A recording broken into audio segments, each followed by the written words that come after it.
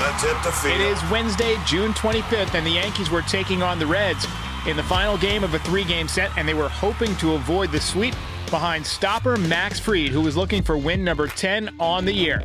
My recap and your reactions coming up next. This is Pinstripe Territory. Just wanted to talk, that's all. All right. What is that? The Yankees scored more runs than the team they were playing? We'll take it. They salvage the series. They avoid the sweep tonight. Fantastic, fantastic performance by Max Fried. What a job. 10 wins now on the year for Max Fried. And he's 10-2 with a 1.92 ERA through his first 17 starts as a Yankee. Can you guys believe that we're almost halfway through the season? Friday will be halfway. This was game number 80. Great nights from Trent Grisham and Jason Dominguez. 4 for 6 for Grisham and Dominguez, his first ever 4-hit game. And a couple of hits from the right side. He's looking a lot better from the right side. And I noticed that, he's, as Paul O'Neill said, staying through the ball. But it looks to me like he's flattening out his swing a little bit, right? It was very much downhill. It's like the opposite of what a lot of Yankees do, where it's like an uppercut. He is going from chopping wood like Stanton to more of like a level swing, and it's paying off. He's hit some balls hard recently. And Jazz Chisholm responded to last night's ejection and criticism with a big 2-run home run. So good win for the Yankees as they head into an off day. And reminder, tomorrow night we're going to do a podcast on top trade targets for the Yankees. I'm going to break down my top trade targets that I want them to go after. I encourage you all to join. Going to have some fun. It's going to be an off day kind of podcast. Keep it light. But we'll see how many of these guys the Yankees end up chasing after. They're not going to get more than maybe 2 or 3 guys, I don't think. But of the list of 10 or so that we usually put out, they usually get 1. So, 1 or 2. We'll see. But anyway, Yankees wasted an opportunity in the first inning, left 2 guys on base. Trent Grisham popped up. The sun was a nightmare this afternoon in Cincinnati, this evening, I should say. And center fielder had no idea where it was. Left fielder couldn't get there. Grisham ended up on second base. Stanton walked, but the Yankees struck out 3 times. The strikeouts have been absurd lately. Top of the second, Dominguez smoked one off the center field wall. That was as a lefty. And the Yankees loaded the bases with nobody out. Grisham singled him in to make it 1-0. But Judge and Rice both struck out with the bases loaded. Unbelievable. Yankees tacked on a couple of runs in the third inning. Giancarlo Stanton singled. He had a good day. He was on base a couple of times. He's hitting .308 since he's come back. Has not gone deep yet, though. He's hitting the ball hard. I think the swing looks good. I think he looks healthy. He just hasn't locked in the launch angle yet. It's coming. And I would not be shocked if he starts to hit the ball out of the ballpark this weekend against the Athletics, because they don't have a lot of great pitching. We'll talk more about them in a few minutes. Jazz Chisholm smoked one 433 feet to right field. Home run number 11. You like Jazz? Goodbye! And that one was smoked. That one went even farther than Ben Rice's bomb yesterday. It was funny. We got a call after his first at-bat. He's not a home run hitter. Don't swing for the fences. And I agree with that. And then he hits a home run. I'm not going to play that voicemail. I don't want to embarrass the guy. But, it happens. I agree that he's not a home run hitter, and he's been better when he, is taking this 70% approach, in my opinion. But the thing about him is he's got such quick hands. He's kind of got like Alfonso Soriano type of hands where they're just very quick, snappy wrists. And so he doesn't need to swing hard to hit home runs. He's just got natural bat speed. Good bat speed will get you home runs. Anyway, he giveth and he taketh away. He made a throwing error that allowed a run to score in the 4th inning over at third base. Yankees' 4th inning was interesting. Sac fly by Volpe, good productive out, but Ben Rice almost forgot to tag up, had to run back to third base. He got lucky that the throw was coming into third base. Otherwise, he would have been nailed. I got to say, Luis Rojas is trash. And he is such a bad third base coach that for the first time ever after a win, we're going to rant camp. First time I've ever ranted about a Yankees run scoring.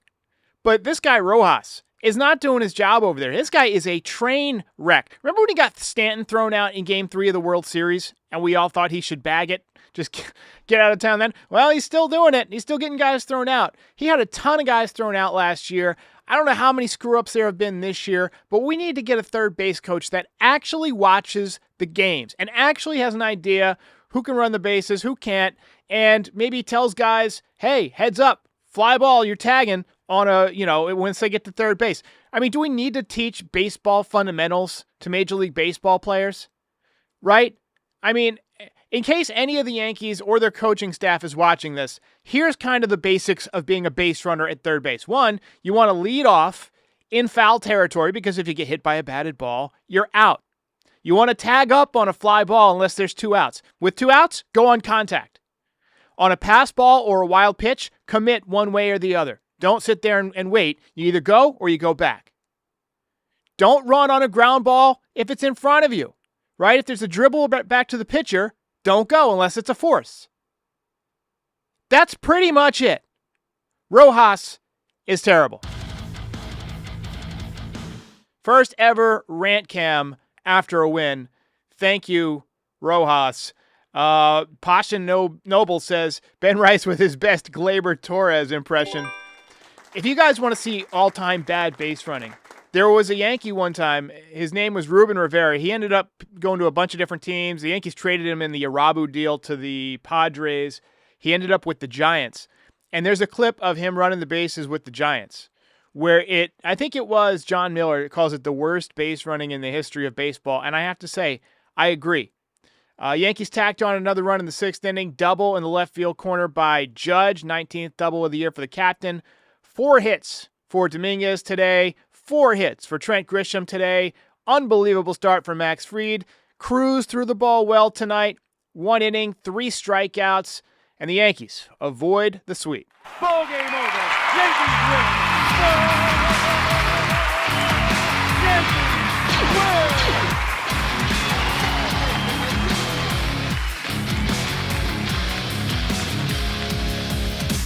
We got some comments coming in here about Rojas. James Masucci says he has sucked as third base coach for years. Wayne says you'd make a better third base coach. I think I might. I think I might. He's that bad. And Frankie says, and that was the worst base running in the history of the game. He's familiar with the clip, and I am familiar with that reference. Anyway, Darren says we need Max each game. Well, unfortunately, his arm would fall off if that happened. The Virginian says, wasn't Ruben Mariano's cousin? He was Mariano Rivera's cousin. Talk about 2 guys having opposite type of Yankees careers. Anyway, let's go ahead. Oh, I think actually that trade was like the beginning of the line of all the moves that led to the Yankees getting Judge. I've seen that somewhere. I don't have it in front of me, but I feel like the trading Ruben Rivera in the Hideki Irabu deal to the Padres was like set off the nuclear chain reaction that brought Judge to the Yankees, and the rest is history, as they said. The rest is chasing history. Belt winner tonight, Max Fried. Frankie can update you in the chat on belt standings. I haven't updated them yet. I will at some point.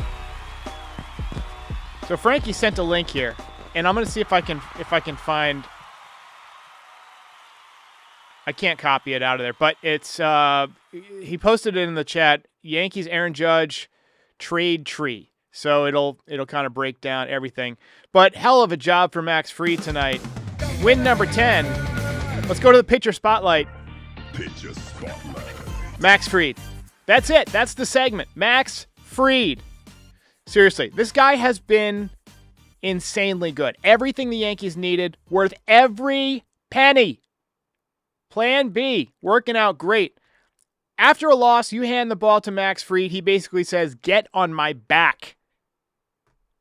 And tonight, 7 innings, 1 run, no earned runs, 1 walk, 7 strikeouts, got the ERA down to 1.92, topped out at 97.3, threw 106 pitches, I think 65 for strikes.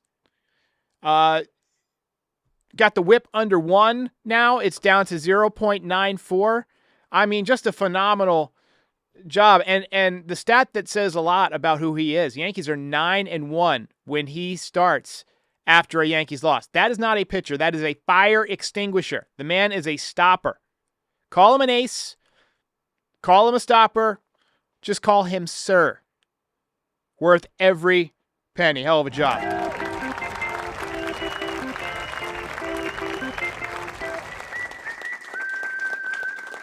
All right, so let's go to the series recap. So Game 1, obviously, Winan struggled. He got through the lineup about one time, had a couple of quick innings, and then kind of fell apart.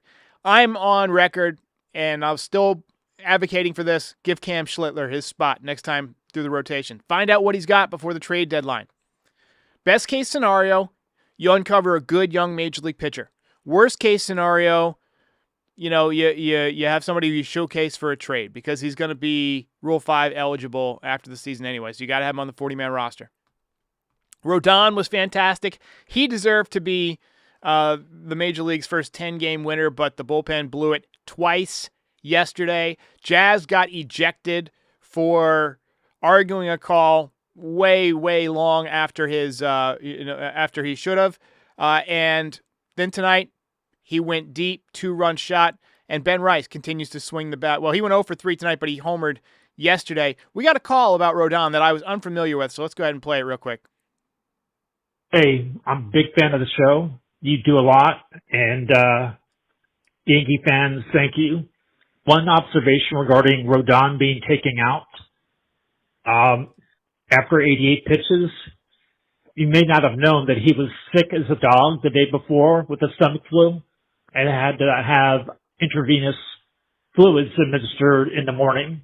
So he was gassed from a physical ailment standpoint. Thanks a lot. Keep up the amazing work. Thank you. Appreciate that. I did not know about that. I did not hear about that. So when you called in about it, was the first I'd heard of it. So if that is the case, then hell, more credit to Rodon for giving 6 shutout innings on a night where he was clearly not at his best. But yeah, we maybe owe Boone an apology for that. But still, bullpen imploded yesterday. No good. We got the A's coming up. They are 32-49, and the way the Yankees have been playing, a good way to get on a nice little bounce back is to go ahead and sweep them and make it 4 wins in a row. All right? They are not a good ball club. They do have a few ex-Yankees, and Duhar is injured, so is Ken Waldichuk, so is Luis Medina. I remember Luis Medina was a prospect I was really excited about. He was up there with Luis Huel for me in terms of arm, like just the electric arm. Severino was healthy, but he's 2-8 with a 4.83 ERA, so not exactly having a great year. JP Sears, 5-7, 5.44. Even their closer, Mason Miller, has been human. He's got a 5.02 ERA, still throwing gas, 47 strikeouts in 28 2/3 innings. Gio Urshela looks cooked. He's somebody that a lot of Yankees fans have brought up. Hey, why not Gio Urshela for third base? Well, he's done. He's hitting .238. He's got no home runs. He's got a .651 OPS. Their 23-year-old shortstop looks like he's good. Jacob Wilson, in 75 games, hitting .353, 9 home runs. Brent Rooker having another good year, has not missed a game yet, .278 with 16 home runs, .845 OPS. But again, they are 32-49. You've got to sweep them. All right, we got a couple of calls here. Let's start with Tabor Talk. Hey, Derek, how are you? This is Tabor Talk from the Catskills. What was that? That Ben Rice double tag on third? He's lucky he made it, I mean, that's absolutely bizarre. Yeah, I'm trying to find the John Sterling sound effect because I think we still have it somewhere. But yeah, they are continuing to embarrass themselves on the base paths. That's what they do, run the bases like drunks. Got a call from Willie. Hey, Derek. I don't know. I think they should try to find a way to keep Ben Rice in the lineup just about every day. Whether it's first, whether it's DH, or catcher. Ben Rice, having a great year, hitting .238, but been very unlucky. 14 home runs already, double what he had last year in only 231 at-bats. I mean, this is a guy who could hit 30 home runs with 500 at-bats. 813 OPS, 26 years old. He's clearly the Yankees' first baseman of the future. You know, Paul Goldschmidt over the last, 30 games or so, has really come back to earth. I've got a stat today. I was on foul territory today, and so I wrote down some stats. And one of them was on Paul Goldschmidt. I'll see if I can find it real quick. But he has been in a hellacious slump. Over his last 30 games, Paul Goldschmidt's hitting .204 with 3 homers and 7 RBIs. So right now, I think he should lose some at-bats to Ben Rice, right? Because Ben Rice continues to mash. So quick word from the guys at Foul Territory about Huel, and then I'll be back with some final thoughts on this series with the Reds. FT fam, did you know that Huel has sold over 500 million meals around the world, and now it is your turn to try it. While I drink it. Drink up, Scott, so I can discuss Huel and how I love it. I had some for breakfast this morning. I like to drink it post-workout because of the protein included in it. It always tastes delicious, whether it's strawberry, banana, chocolate, vanilla, whatever the flavor is. It tastes like a dessert, honestly. It should not taste as good as it does. I agree. New customers get 15% off plus a free gift at Huel.com when you use the FT code. That is FOUL, F-O-U-L, at Huel.com/foul. Don't miss out. Try Huel today for a perfectly balanced meal. If you miss a meal, if you're looking for a little protein boost, you just saw me drinking the Black Edition, ready to drink. There's the vanilla flavor. I love what the chocolate brings to the table. It's really damn good. So give it a shot, FT fam. 15% off plus a free gift for new customers with the code FOUL. We've got a comment here from Michael Abeto who says Ben Rice should be the everyday catcher. That is an interesting conversation that we need to start thinking about. Austin Wells has not been especially good this year. I'll pull up Wells' numbers here, but right now, offensively, I trust Ben Rice much more than Austin Wells. Rice hitting for a higher average. He's got more power. He's got a higher OPS, a higher on-base percentage. Wells just not having a great year, and Rice looked fine behind the plate. You know, maybe he becomes your starting catcher. That's an interesting conversation that I think needs to be had. Needs to seriously be had. Orobas, I said that wrong. I jumbled that all up. Ouroboros says, needs Stanton to go on a home run tear. I'll sign up for that right now. How about one? How about let's start with one? Rick Diaz says he thought that Rice was younger, 23 years old at most. I can see why you feel that way. One, he was a rookie last year, and he's got a baby face. Very much a baby face. Justin Infante, complimentary of Goldie's defense, and yes, it has been phenomenal. But again, we're trying to get Rice more at-bats because he continues to hit well. And I know we're saying that on a night where you went 0 for 3, but you know, over the long run, he hits the ball very, very well, and he's hit into some bad luck. As soon as he figures out that launch angle thing, he's going to be insane. But anyway, Big Boss Baby Bomber says Goldie's defense is still elite, even if he's in a little slump. It is elite. JD says Wells is on pace for 90 RBIs. I get it. He's driving in runs, but I mean, a lot of it is very soft, you know? I think a lot of it is just guys getting on in front of him and him making outs. He does have productive outs. Anyway, yeah, I mean, I've just been underwhelmed by Austin Wells offensively this year. The power's been okay. 11 home runs for a catcher's not bad. 45 RBIs is obviously good. RBIs matter. But 278 OPS, not that impressive. 217, not that impressive. And as a catcher, I mean, he's decent, but, you know, is he better than Rice? I don't think we've seen enough of Rice to know that. All right, ladies and gentlemen, we're going to call it a night. Thanks for watching. Again, trade show tomorrow night, 9 p.m. Tune in for that, and I'll see you next time.